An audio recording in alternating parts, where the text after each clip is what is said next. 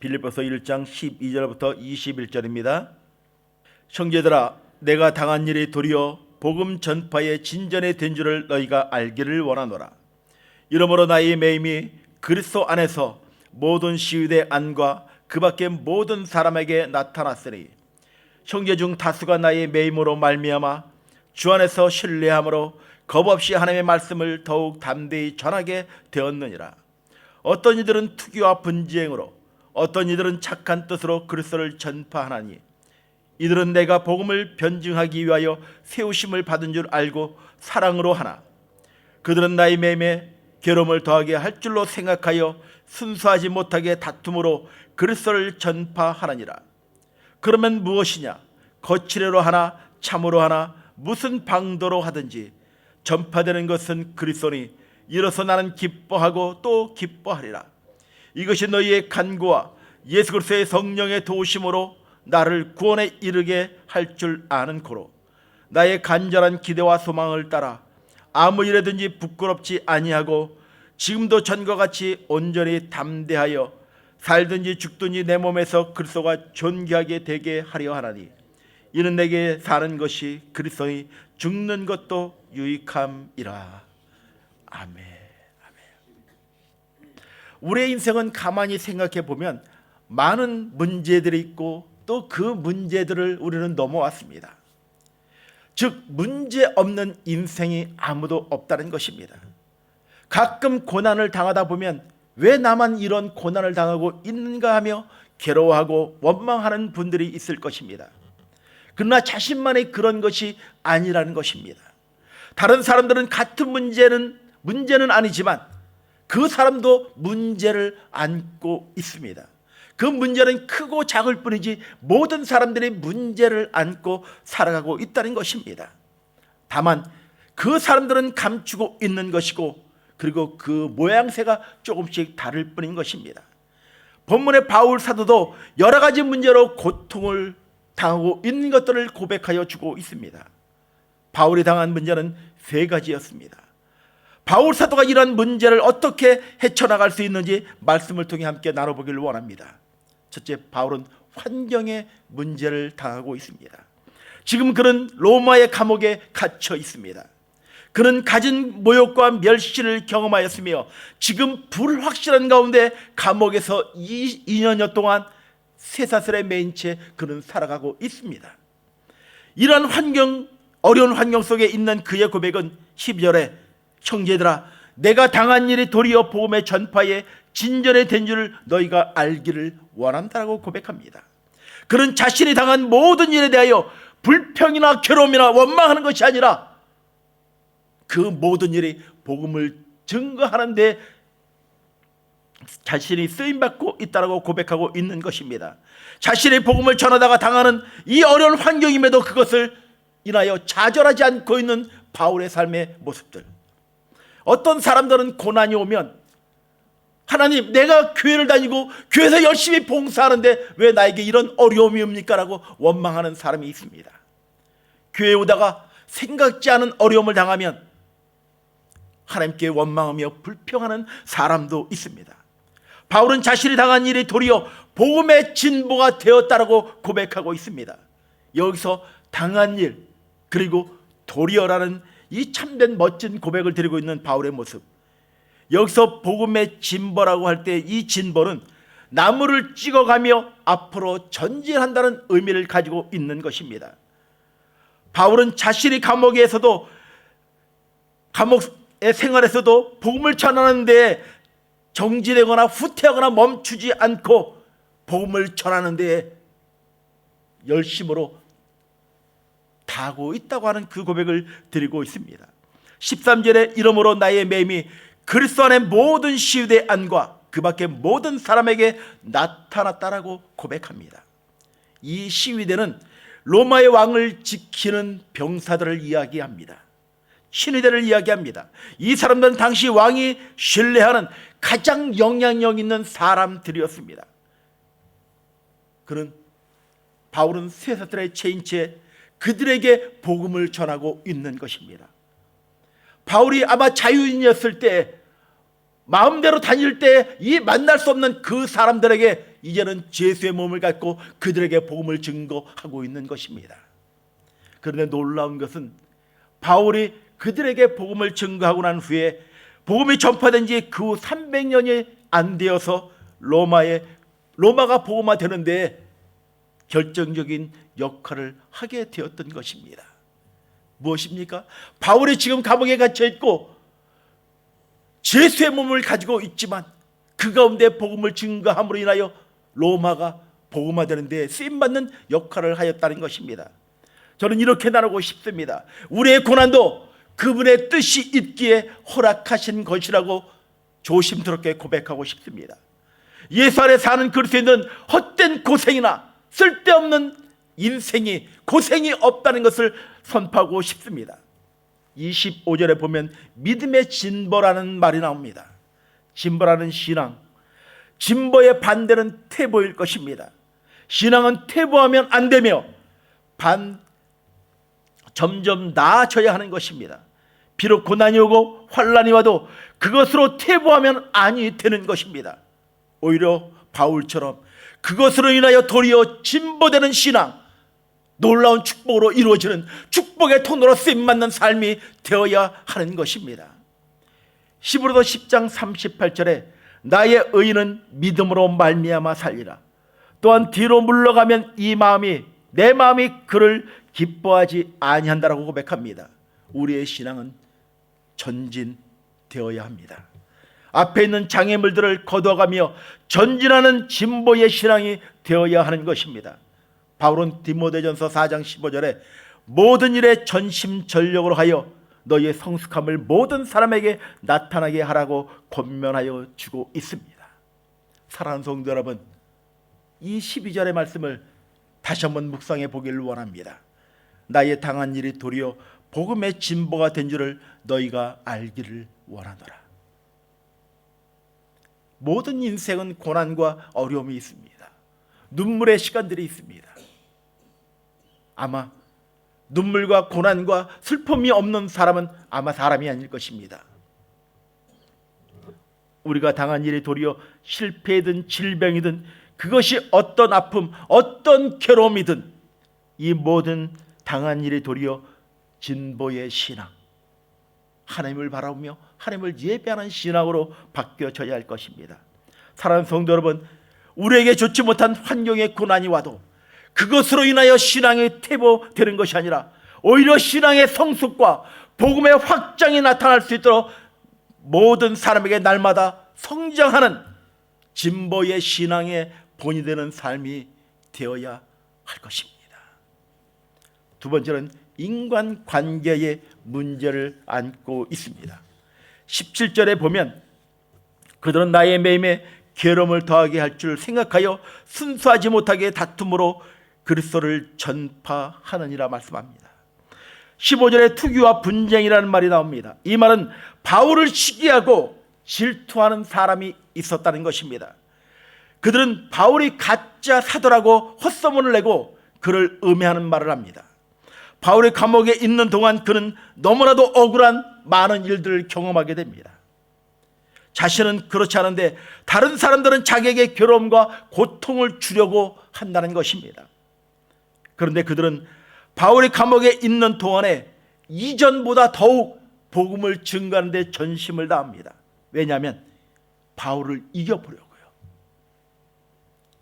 사람들은 서로 관계를 가지고 살아갈 때 작은 오해로 관계가 소홀해지고 커다란 문제가 발생될 때가 종종 있습니다.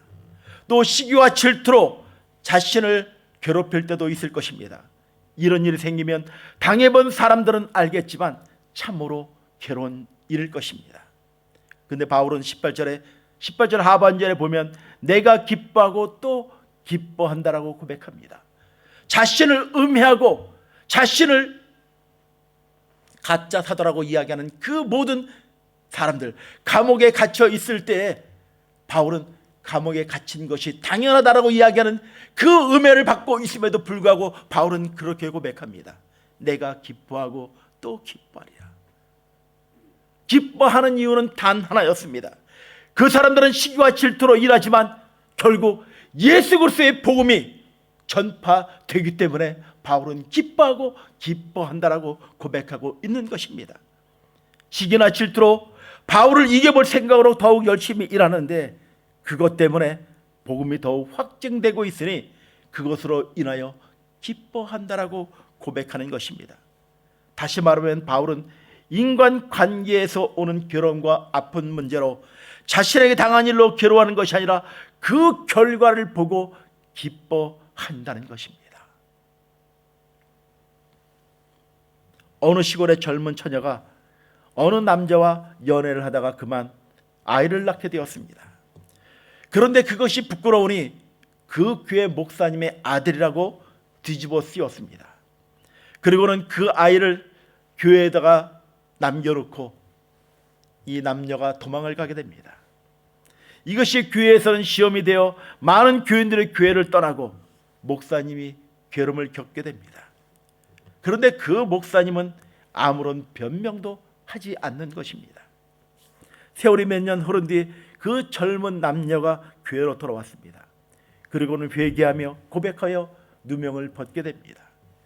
그 목사님을 더욱 존경하게 되었고 그 일로 온 동네가 복음화되어 교회가 더욱 붕하게 되었고 젊은 부부도 충성된 일꾼이 되었다는 이야기인 것입니다.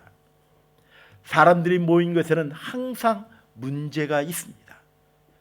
교회도 예외가 아닐 것입니다. 그러나 그러한 인간관계의 문제를 지혜롭게 인내를 가지고 대처할 때 더욱 좋은 관계가 형성되며 그 일이 더욱 깊은 사랑으로 맺어져 갈 수 있게 되는 것입니다. 시기와 질투는 인간관계를 파괴시키는 가장 무서운 사단의 무기임을 우리가 알아야 할 것입니다. 교회에서 사역하며 봉사할 때 어쩌면 내 마음에 들지 않을 수도 있을 것입니다. 나라면 저렇게 하지 않을 거야. 왜 설거지를 저렇게 해? 나라면 저렇게 하지 않을 거야. 무엇을 하나 박는데 나라면 저렇게 안 할 거야. 평가하고 판단한 그 모습들 내려놓아야 하는 것입니다. 이것이 사단이 기뻐하는 것입니다. 강단에서 이렇게 이야기하면 어렵지만 왜 목사님은 저렇게 설교를 해? 좀 조용하게 얌전하게 설교하지, 좀 조신하게, 우리 선 목사님처럼 조신하게 설교를 하지 왜 새벽부터 왜 이렇게 시끄럽게 설교를 해? 저를 판단해 달라고 말하는 것이 아니라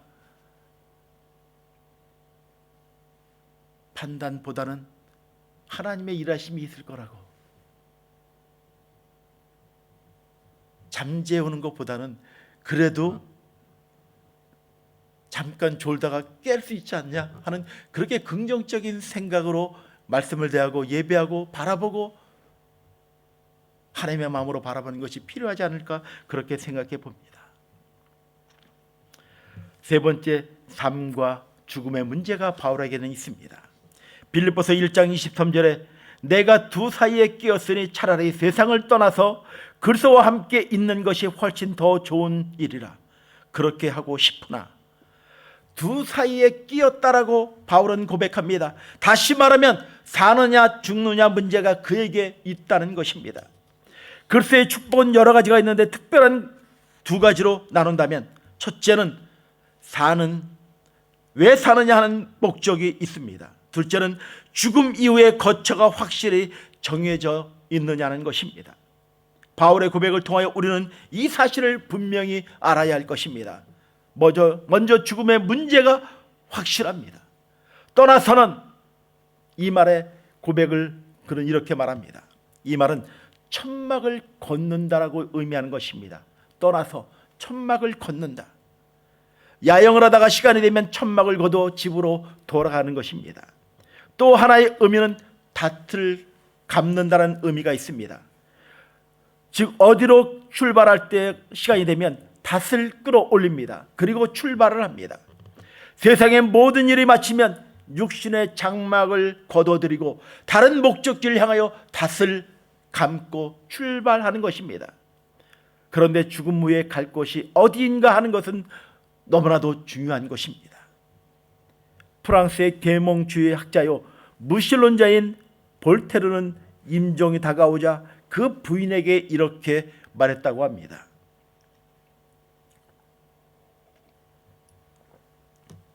나는 하나님과 사람에게 버림을 받았소.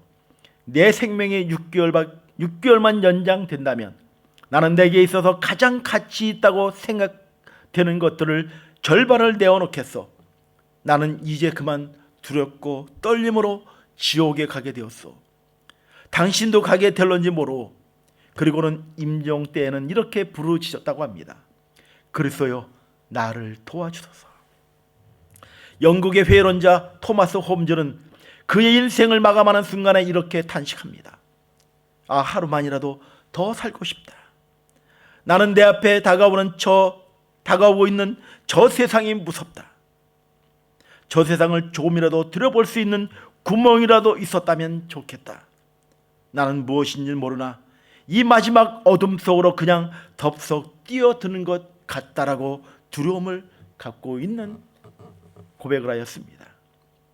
바울은 본문에 이렇게 고백을 합니다. 떠나서 그리스도와 함께 있을 욕망을 그는 그렇게 고백합니다. 바울은 차라리 죽는 것이 그에게는 더 큰 축복이라고 고백합니다. 왜요?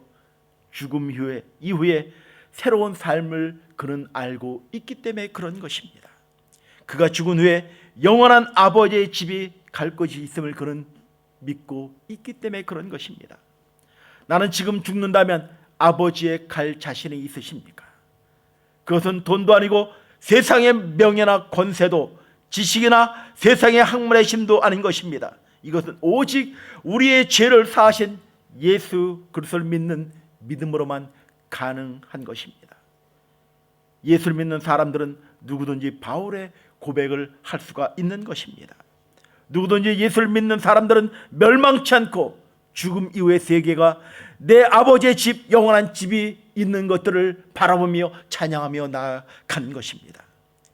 사랑하는 성도 여러분, 천국을 준비하시기 바랍니다. 그리고 내 안에 쓴뿌리들과 악한 것들이 있다면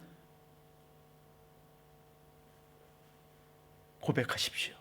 하나님, 연약하고 부족하기에 당신의 은혜와 당신의 사랑이 필요하다는 그 고백으로 나아가야 할 것입니다. 한번 죽는 것은 정한 것이요 그 이후에는 심판이 있다라고 말씀하십니다. 죽어서 심판의 하나님을 만나지 마시고 살아서 은혜의 하나님을 만나시기를 주의 이름으로 간절히 축원을 드립니다. 바라기는 우리 사랑하는 성도 여러분, 많은 사람들이 그리고 사랑하는 자녀들이 나의 어머니와 아버지를 바라볼 때 우리 어머니는 세상이 감당치 못하는 정말 하나님과 동행하는 하나님의 사람이었다고 하는 그런 인정을 받는 우리 사랑하는 믿음의 식구들이 되길 주의 이름으로 간절히 축원을 드립니다.